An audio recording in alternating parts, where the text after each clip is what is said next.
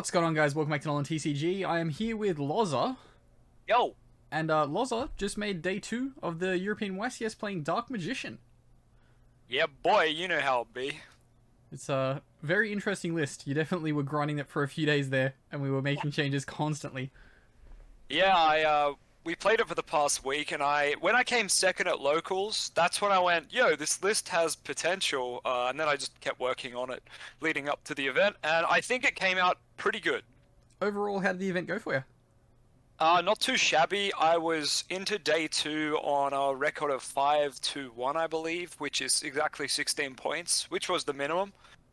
So I couldn't top cut from there, but I was just going to try to get top 64, which meant I had to win all 3 games. Unfortunately, I lost in that 3rd game on day 2, so that sucked, but it is what it is. It does suck. I didn't think you got that close. I knew you made it through the first day. First game. I didn't realize you made it through the second match as well. Yeah, I got right up to the last game, and unfortunately just kind of ran out of engine and whatnot. I got feather dusted, so... Rough. Yeah, well, I had the warning, sorry, the judgment, and he had twin twisters, so it was like, well, didn't really matter. Do you have any tricky matchups for the deck? Tri Brigade. I geared this towards Sky Striker, and you'll see why a little bit into the deck profile. Unfortunately, I only versed them in round, round 9, which is my second game of day 2. And it worked. What I put in worked. I won because of it, both games. But unfortunately, yeah, I needed to verse Striker a little more, and unfortunately I versed a lot of Tri Brigade and a lot of Virtual World, both of which I didn't really have answers for. I just kind of played out my engine stuff. Big rip. Anyways, yeah. Take us through your deck profile. Alright, let's do it. We'll start with the monsters. Pretty stock standard that we have to play Dark Magician here, so I'm only playing 2. Some Dark Magician players have kind of been doing that since the Red Eyes had to be played, because we don't really want to play 4 bricks. I'm playing a 4th brick anyway. Now, some people are playing Dark Magician Girl, which I think is a complete 4th brick. This is a brick that can at least summon itself, so I figured I'd play it.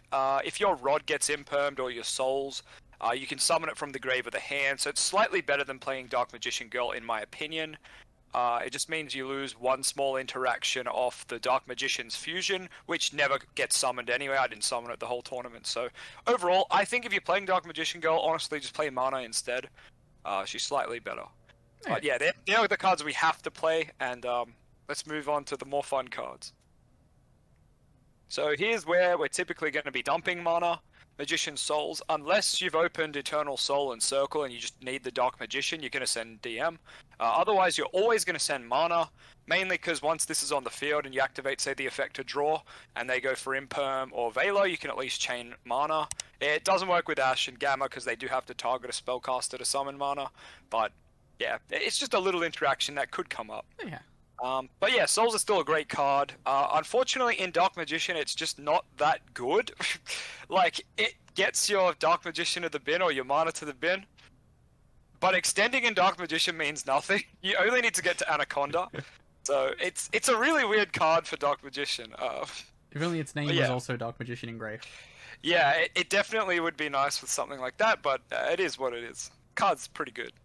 Magician's Rod, the searcher for the deck. It's a really good card. It kind of sucks because you either search Circle or Eternal Soul, and they don't actually do anything unless you have Dark Magician. So if I had a Dark Magician or Souls to put DM in Grave, I would maybe go for Circle or Eternal Soul. Okay. If I had no way of getting Dark Magician to the grave, I would normally search Soul Servant, which lets me stack my deck, and that becomes more appropriate later, so we'll talk about it later. But yeah, Rod's alright.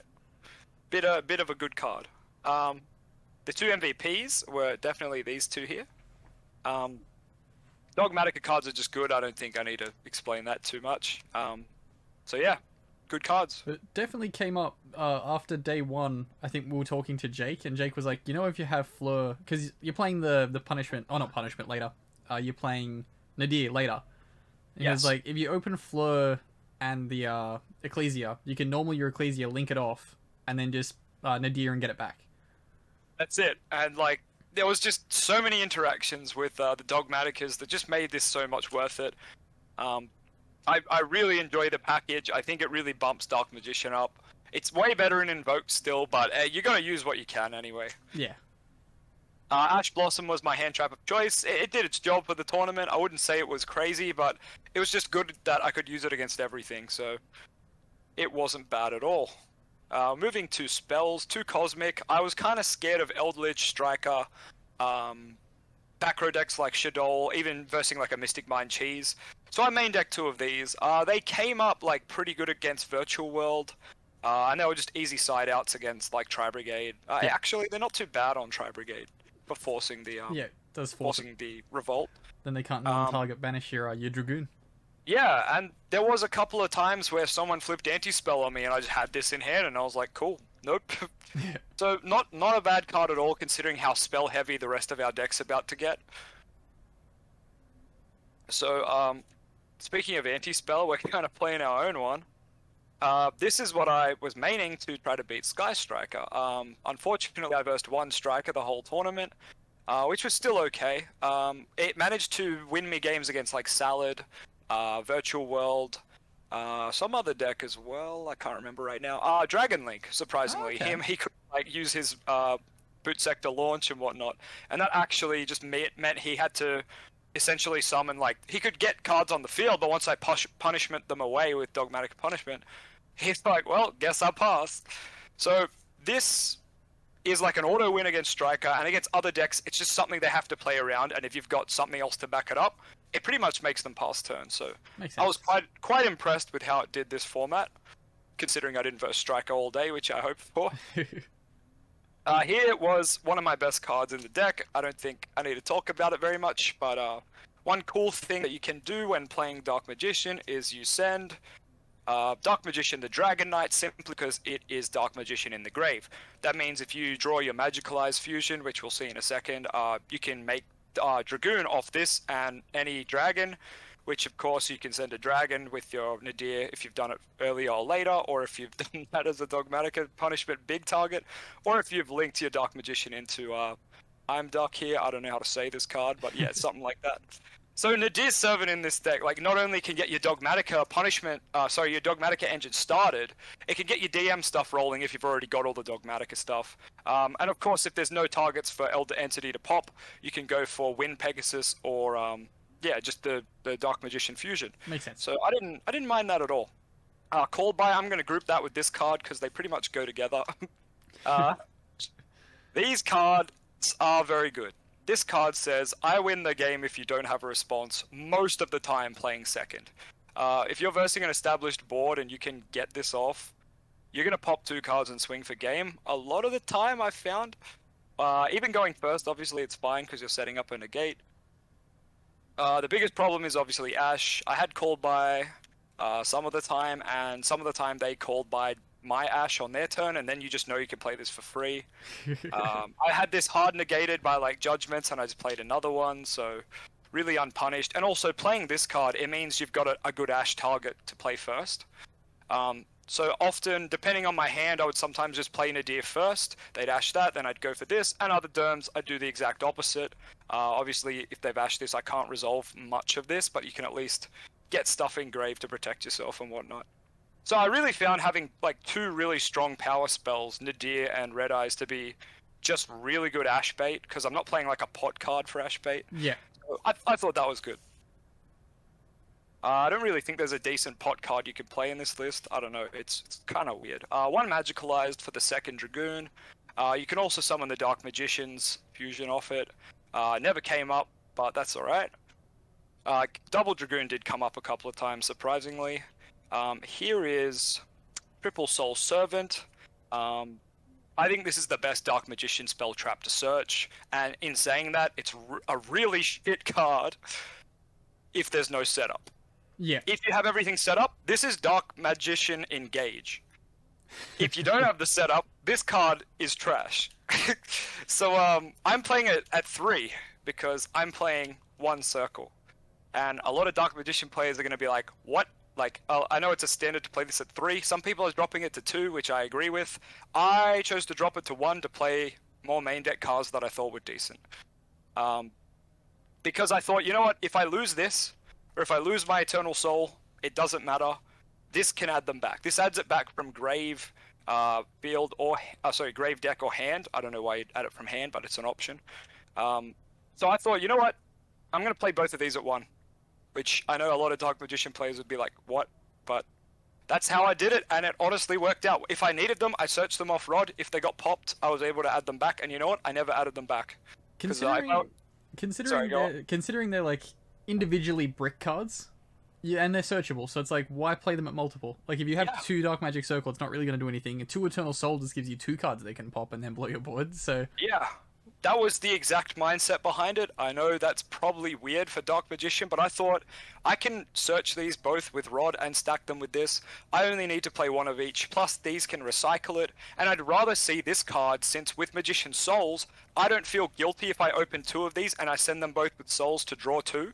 Because even if I get ashed on that, I know that I can banish these and draw. Even if Nadir's resolved, all I have to do is resolve Nadir after that, and I can draw at least 1, and then next turn draw 1 again. So I just figured these cards are essentially better versions of Circle and Eternal. Yeah. Obviously, they do completely different things, but when you think about it, yeah, this is the best Dark Magician card to search off Rod, in my opinion. So that's how I went about the day. So yeah, Eternal Soul is our first trap. I've already explained why I won. So my next one of trap is Skill Drain. It won me games whenever I saw it. Pretty much won me the game. It's very good in Dark Magician because we have a lot of big spellcasters and we can just go bang bang, beat everything down. If Village was established too, it was just crazy. I played 3 Punishment. I went all out on control. I was playing like Ice Dragons, I was playing Torrential Tribute, I was playing, Trap Trick, and I just ended up being like, this trap's just kind of the best of the 3. Plus, obviously, Dogmatica Engine was already in. So I just maxed out on it, and it worked out fine. Did the lock from the extra deck ever bite you in the ass on the next turn? It never did, because even if they outed my Spellcaster, I normally had this, or I had Judgment set, just as a way to protect it, or to at least this could send, what's the dragon called? Ash Dragon, and then it could summon Ecclesia out in the end phase. So I was never locked under my own village, which was great. It was normally just like they either scooped or they like tried to play out one turn and then they scooped. So yeah, it was really good to have village plus like any spellcaster really, plus just this was like enough to make people scoop. So backing it up with something like Judgment was even better. It just meant a couple of Sky Striker players, they'd normal summon Droll, or the one Sky Striker player I played, normal summon his Droll, and I just went, Judgment, and he was like, yeah, alright, scoop. So, sometimes it's as simple as that. I was hoping to verse maybe invoke Dog Shadol as well, just because it's kind of the same thing. They normally Alistair, and you just Judgment it, and like, yeah, they play spellcasters, but I don't really think they can get to another one, which is pretty interesting. Alright, we'll go to the extra deck. Artemis is the best link in this deck. You cannot change my mind. I spoke about this a bit in our Facebook chat before. When I posted this card in Dark Magician groups all around, 90% of the players just didn't know what I was talking about or didn't know why I thought this was so good. A lot of DM players know now. You link it for Rod. That's it. You link it away for Rod because Rod has the text on it that says on your opponent's turn, if you activated a spell trap, you contribute a spellcaster, and this is normally that spellcaster, and you add Rod back to your hand. That effect has been really hard to resolve up until now, because you'd have to get Rod into the grave first of all, which was weird to do before Link format. And then the other thing was you'd have to like tribute a spellcaster, which in Dark Magician we already go neg in value so much. How am I meant to get another spellcaster on the field with Rod? So your other spellcaster used to have to just be Eternal Souling Dark Magician out, and then tributing Dark Magician on that new chain while triggering your circle as well. Yeah. But now we can keep Dark Magician out and just tribute this, because who the hell wants a 800 attack spellcaster? So yeah, while this card's definitely better in Invoked, it is really good for Dark Magician for Rod. So definitely play it if you're playing Dark Magician. 2 more Link 1s. Pretty standard, because Link Spider's just good for getting your DM off the field, so you can do the whole circle banish with Eternal Soul again. And this helps you make I was playing the fusion spell before, but I took it out. But even if you open Souls and Magicalize Fusion, that is a 2-card Dragoon using this. Use Souls and send the Dragoon, the DM, summon the DM, link DM away for this, play the Magicalize Fusion, banishing both, and you've got a Dragoon. It's only got 1 pop and burn, but that's alright, it's still a negate. So yeah, not a bad card for Dark Magician. 2 Anaconda, just because we're playing double Dragoon, we're playing Magicalize, we're playing triple Ref. I did have instances where I got impermed on this, and next turn I just was able to do it again. They kind of thought, oh, he's playing 1 Ref, like I don't have to worry about Anaconda, and I think he just killed my like Ecclesia or something. And I was like, yep, and then I just activated again, sending again. So I think you should always play 2 if you're playing Magicalized and Ref. It's just nice to have. Alright, we get to the big fusion-y boys. 2 Dragoon. You could definitely make buy with 1. The second one came up a couple of times. It's just nice to have that security, I guess, to know you have a follow-up potential, if that makes sense. So yeah, I don't know. I like 2, but you could definitely get by with 1. I played the Dark Magician's Fusion, which never ever came up, unfortunately, but it was there just in case. I also played the Dark Magician Dragon Knight, which I can't actually summon. I was playing the fusion spell for DM before, but not anymore. So I could summon this before, not anymore. I still think it's a really good Nadir target in case you brick on Soul Servants and have a way to get them into the grave, because you can just easily draw off this being DM in the grave, so that's really cool. Now we've just pretty much got Nadir targets. We've got Wind Pegasus. We've got the 2 Elder Entities, we've got 5-headed Dragon for the big boys, Ash Dragon, who's really good, and this was my Waking the Dragon target, just cheekily in the extra deck there. Because it also does not die to your Eternal Soul when it gets popped. That is correct. Dragoon and this don't die to Eternal Soul, so that's really nice. Falcon can't be Nibiru either. No, so yeah, if this is out and I've opened my Nibiru from my side deck, I have a good time. Unfortunately, every time I sided in Waking in the tournament, it never got hit, and the times where I didn't side it in, I got hit with back row removal. So that's just how it was. At locals, it gets hit a bit, but then people like kind of know and they just start shuffling your back row. So in a big tournament, I thought, hey, I'll be able to get away with Waking. It just never really came up, unfortunately. When you were testing and we were watching, it was like getting hit left, right, and center. Every time we looked over, Ultimate Falcon was on board. Yeah, I mean, in testing, I went, yo, this is going to be amazing. But I honestly think a lot of my opponent just didn't side spell trap removal, or maybe they just didn't see it. Because I was fighting in games 2 and 3, I was just like sitting there with Trap Trick and Waking the Dragon in my hand, and I'm like, or on my field even, and I'm just like, bruh, I need engine, and I kind of sided in these cards and they're doing nothing, so it was really grim.